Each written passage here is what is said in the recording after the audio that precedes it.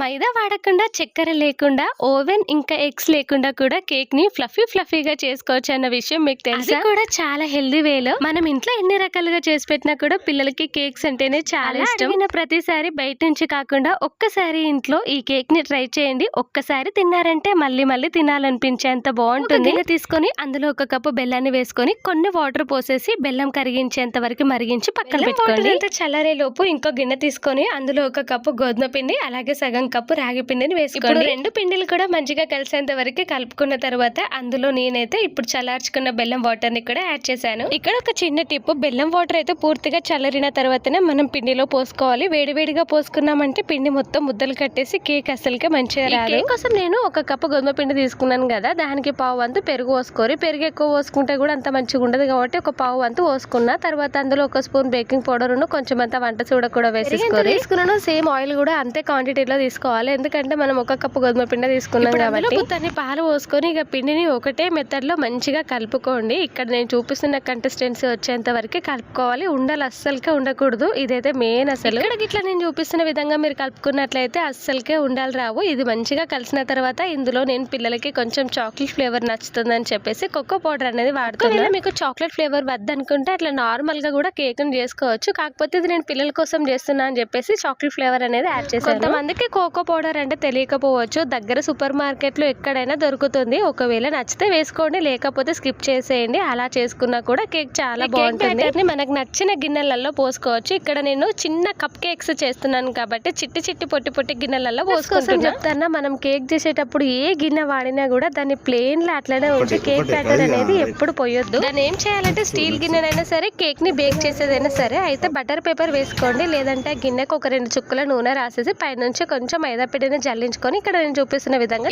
Cake పోసుకునేటప్పుడు కూడా కటోరలు నిండా పోయొద్దు, సగం పోసి పెట్టాలి. ఎందుకంటే అలా మనం బేకింగ్ పౌడర్ వేసినాం కాబట్టి కేక్ అనేది ఫ్లఫీ కోసం కొంచెం పొంగుతుంది కాబట్టి సగం పోసుకుంటే సరిపోతుంది. డెకరేషన్ కోసం నా దగ్గర ఉన్న డ్రై ఫ్రూట్స్ అయితే వేసాను, మీ దగ్గర ఉంటే అవి వేసుకోవచ్చు. ఈ కేక్ ని బేక్ చేయడానికి నాకు కరెక్ట్ గా 15 నుంచి 20 నిమిషాల టైం అయితే పట్టింది.